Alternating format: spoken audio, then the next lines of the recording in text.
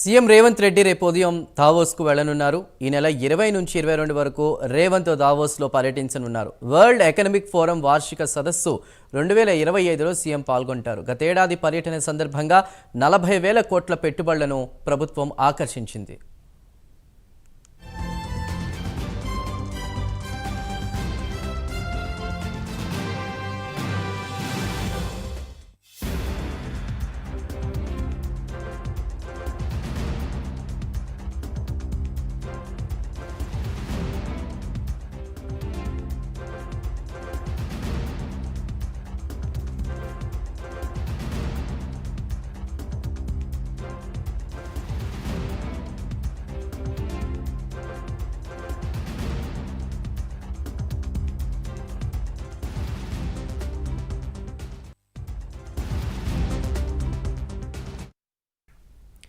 CM Revanth Reddy రేపు ఉదయం దావోస్కు వెళ్లనున్నారు. ఈ నెల 20 నుంచి 22 వరకు రేవంత్ దావోస్లో పర్యటించనున్నారు. వరల్డ్ ఎకనామిక్ ఫోరం వార్షిక సదస్సు 2025లో సీఎం పాల్గొంటారు. గతేడాది పర్యటన సందర్భంగా 40,000 కోట్ల పెట్టుబడులను ప్రభుత్వం ఆకర్షించింది. రైట్, అప్డేట్స్ అందించడానికి మా ప్రతినిధి అజీం సిద్ధంగా ఉన్నారు. అజీం, రేవంత్ రెడ్డి పర్యటనకు సంబంధించిన అప్డేట్స్ ఏంటి?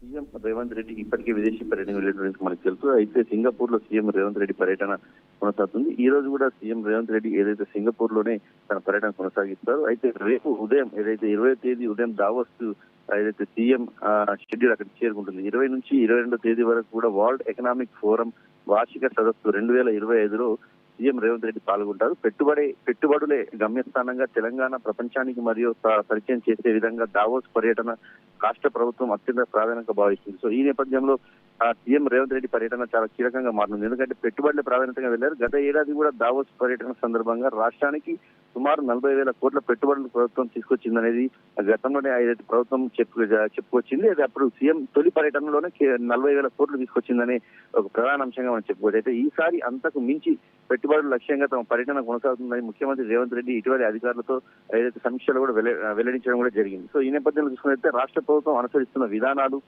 రాష్ట్రంలో చేపడుతున్న వివిధ అభివృద్ధి ప్రాజెక్టులతో, అంతర్జాతీయ దిగ్గజ కంపెనీలతో పెట్టుబడులకు ఆసక్తికరంగా ఏదైతే ఇక్కడ ఉన్నటువంటి హైదరాబాద్ లో ఉన్నటువంటి వెసులుబాట్లు ఏమైతే ఉన్నాయో, అలాగే దానికి సంబంధించి గవర్నమెంట్ ఎలాంటి సహకరిస్తుందో ఇవన్నీ కూడా అక్కడ ప్రాథమికంగా వివరించి అన్ని కంపెనీలతో మాట్లాడి ఇక్కడికి అత్యధికంగా పెట్టుబడులు తీసుకురావడానికి రేవంత్ రెడ్డి కృషి చేస్తున్నారని చెప్పుకోవచ్చు. ఇప్పటికే గ్లోబల్ క్యాపబిలిటీ సెంటర్ కు హైదరాబాద్ అడ్డగా మారిందని కూడా మనం చెప్పుకోవచ్చు. సో ఐటీ, ఏఐ, ఫార్మా అట్లాగే రంగాలకు రాష్ట్ర ప్రభుత్వం అందిస్తున్న ప్రోత్సాహకాలతో పాటు ఇటీవలే ప్రకటించిన క్లీన్ అండ్ గ్రీన్ ఎనర్జీ పాలసీపై ప్రముఖ కంపెనీలతో ఏదైతే ఈ ప్రదర్శనలు చర్చలు అయితే కొనసాగే అవకాశం కనిపిస్తుంది. ఓవరాల్ గా చూసుకుంటే హైదరాబాద్ లో ఫ్యూచర్ సిటీ అభివృద్ధి, వరల్డ్ క్లాస్ సిటీగా గ్రేటర్ సిటీని ఎలిమినేటెడ్ కారిడార్ ఏదైతే రేడియల్ రోడ్లు, మెట్రో విస్తరణ, మూసి పునర్జీవనం ప్రాజెక్టులు దేశవ్యాప్తంగా అందరినీ ఆకర్షిస్తున్నాయని చెప్పుకోవచ్చు. సో ఈ నేపథ్యంలో ముఖ్యమంత్రి రేవంత్ రెడ్డి తొలి ఏడాది విదేశీ పర్యటన విజయవంతమైంది. సో గత ఏడాది దావోస్ పర్యటనలో పాటు అమెరికా, దక్షిణ కొరియా పర్యటనలో రాష్ట్రానికి భారీగా పెట్టుబడులు తీసుకొచ్చారు. సో ఈసారి కూడా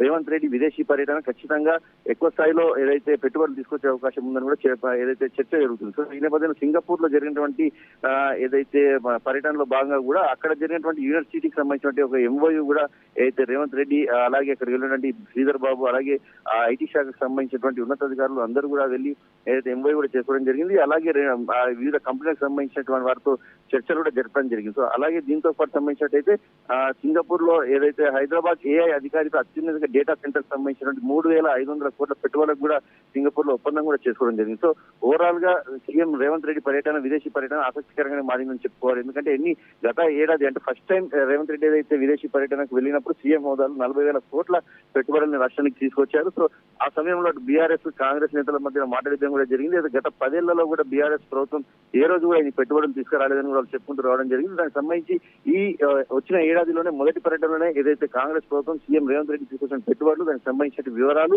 అలాగే దావోస్ లో కుదుర్చుకున్న ఒప్పందాలు కావచ్చు, కంపెనీలతో కావచ్చు, ప్రాజెక్ట్స్ విషయానికి సంబంధించిన అంశాలు కావచ్చు చాలా వివరంగా తెలియజేసుకుంటూ రేవంత్ ప్రభుత్వం వచ్చింది. సో మరి ఈ నేపథ్యంలో రేవంత్ రెడ్డి విదేశీ రెండోసారి పర్యటనకు వెళ్లారు. సో దానికంటే మించి తీసుకొచ్చే పెట్టుబడులు కూడా తీసుకొచ్చే అవకాశం ఉందని రేవంత్ రెడ్డి చెప్పడంతో ఇప్పుడు రేవంత్ రెడ్డి తన పర్యటన ముగించుకుని అంటే ఈ రోజు సింగపూర్ ముగించుకుని రేపు దావోస్ కి వెళ్లి 22వ తారీఖు అక్కడ పర్యటన ముగించుకుంటే 23 సాయంత్రం లేదా 24 ఉదయం వరకు ఏదైతే హైదరాబాద్ కి చేరుకునే అవకాశం కనిపిస్తుందో ఈ నేపథ్యంలో ఎన్ని కంపెనీలను తీసుకొస్తారు, ఎంత మేరకు పెట్టుబడులు తీసుకొస్తారు, గత ఏడాది తీసుకొచ్చిన 40,000 కంటే ఎక్కువ తీసుకొస్తారా, తక్కువ తీసుకొస్తారు, తీసుకొచ్చే ప్రాజెక్ట్స్ ఎలా ఉంటాయి, అంటే యువతకు సంబంధించి ప్రాజెక్ట్స్ ఎలా ఉండబోతున్నాయి, ఇవన్నీ ఒక ఆసక్తికరమైన చర్చ అయితే ఇటు తెలంగాణలో హైదరాబాద్ లో అలాగే కాంగ్రెస్ పార్టీ శ్రేణులు అయితే నెలకొందని మనం చెప్పుకోవచ్చు.